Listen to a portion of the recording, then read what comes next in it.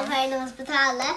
Men jag lärde mig i sjövärsten och säger att det har det gott och så där. Och det klarar det.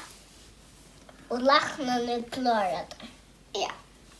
Och vi sänder moss och kläm till det som ligger i hospitalet och till det som skulle vara hemma.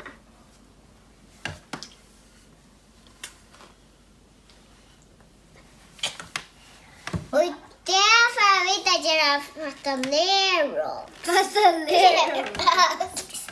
Måtulerox. Och därför vill jag göra Måtulerox.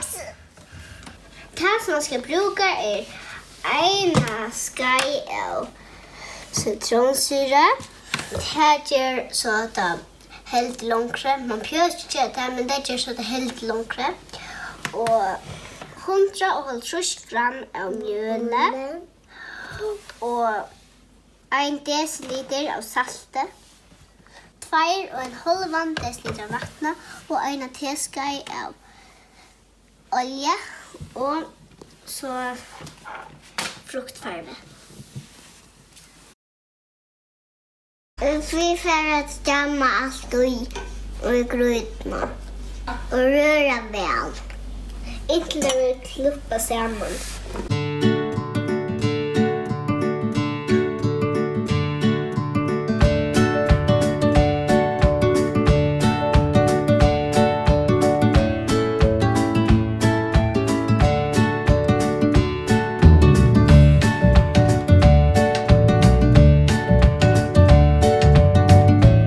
Ta det kallna sen där så ska det ätas.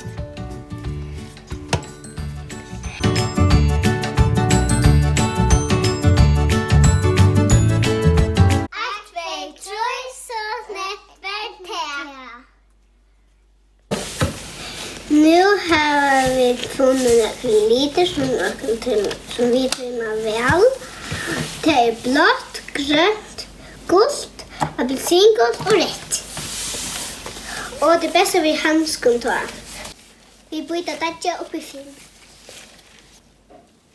Okej, vi börjar så lite.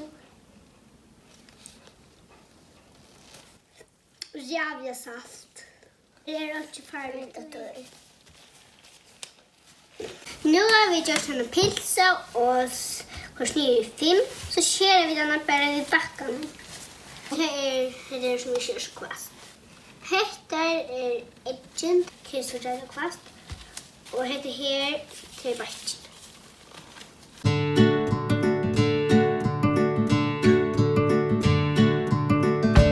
Då kommer det ett litet hål och ett till film.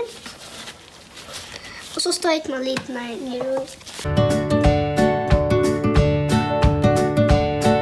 Nu får jag äta den gula.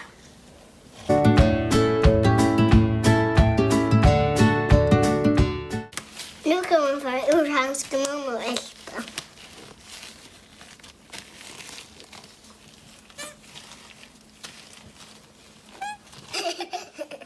Och det är också citron.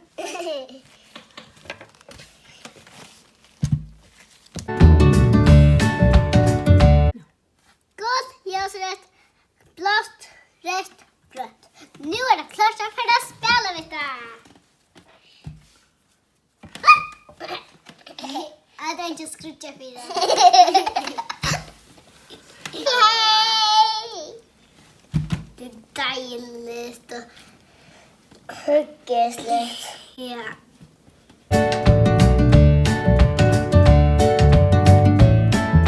Corona Café och grönkryssning och vi gör spaghetti och mat och kaka.